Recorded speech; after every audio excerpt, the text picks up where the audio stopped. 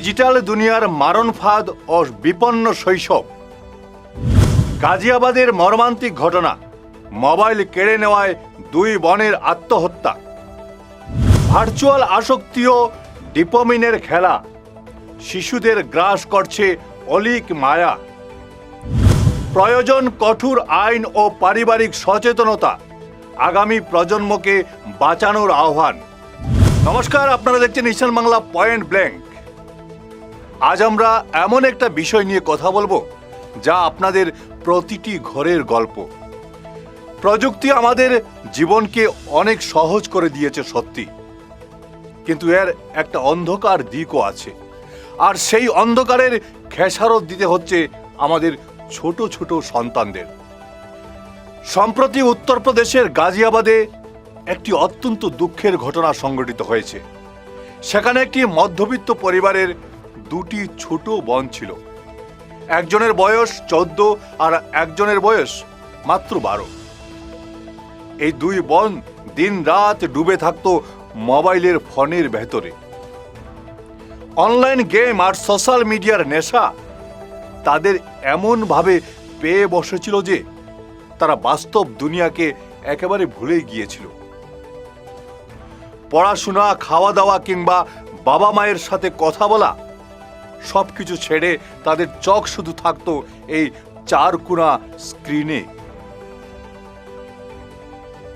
দিন দিন মেয়েদের এই অবস্থা দেখে বাবা মা স্বাভাবিকভাবেই চিন্তিত হয়ে পড়েন।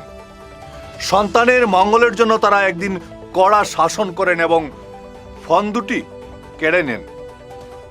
কিন্তু মোবাইল ফোনের এই তীব্র নেশা ওই ছোট ছোট মেয়ে দুটোর মাথায় তখন মারাত্মক প্রভাব ফেলেছিল।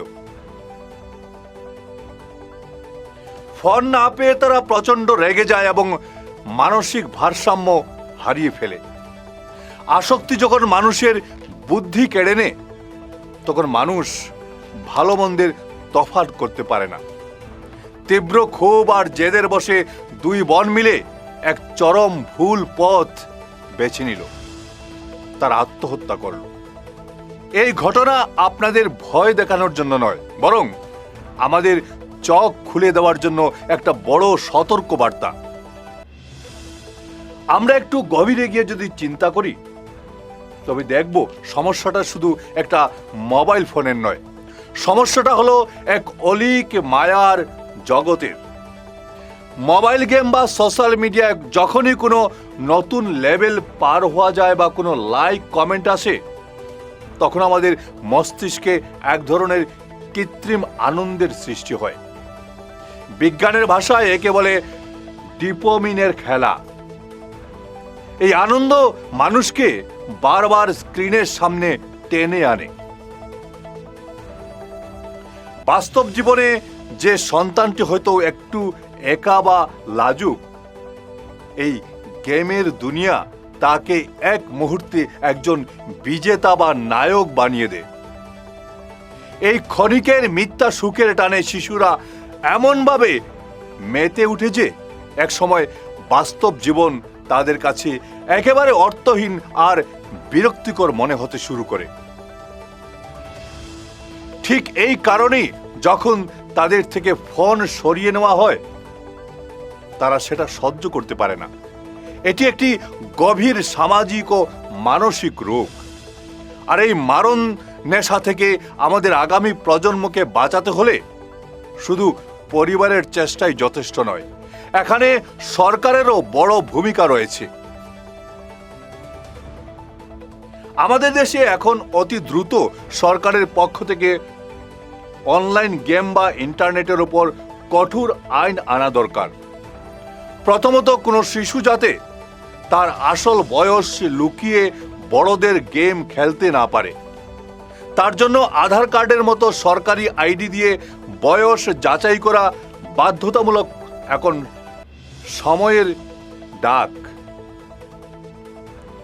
দ্বিতীয় হচ্ছে, বিশ্বের অনেক উন্নত দেশের মতো আমাদের দেশেও শিশুদের জন্য দৈনিক ইন্টারনেট ব্যবহারের একটা সময়সীমা আইন করে বেঁধে দেওয়া উচিত, যাতে কোনো নাবালক দিনে 1 বা 2 ঘন্টার বেশি কোনোভাবেই অনলাইন গেমের সার্ভারে যুক্ত থাকতে না পারে।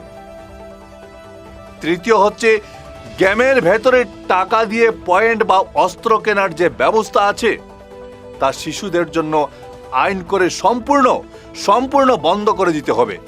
কারণ এই ব্যবস্থা আমাদের ছোট ছোট ছেলেমেয়েদের মনের অজান্তেই জুয়া খেলার দিকে ঠেলে দিচ্ছে। সরকার আইন করে একটা নিরাপদ পরিবেশ তৈরি করতে পারে, কিন্তু আসল দায়িত্বটা আমাদের নিজের ঘর থেকেই শুরু করতে হবে। সন্তানদের শুধু একটা দামি ফোন দিয়ে শান্ত রাখার অভ্যাস আমাদের বদলাতে হবে। তাদের দিতে হবে আমাদের মূল্যবান সময়। আসুন আমরা আমাদের সন্তানদের আবার মাঠে খেলাধুলো, বই পড়া আর পরিবারের চেনা আড্ডার মধ্যে ফিরিয়ে আনি। আইন, প্রশাসন আর আমাদের নিজেদের সচেতনতাই পারে আমাদের সন্তানদের এক সুস্থ ও ভবিষ্যৎ উপহার দিতে। ধন্যবাদ।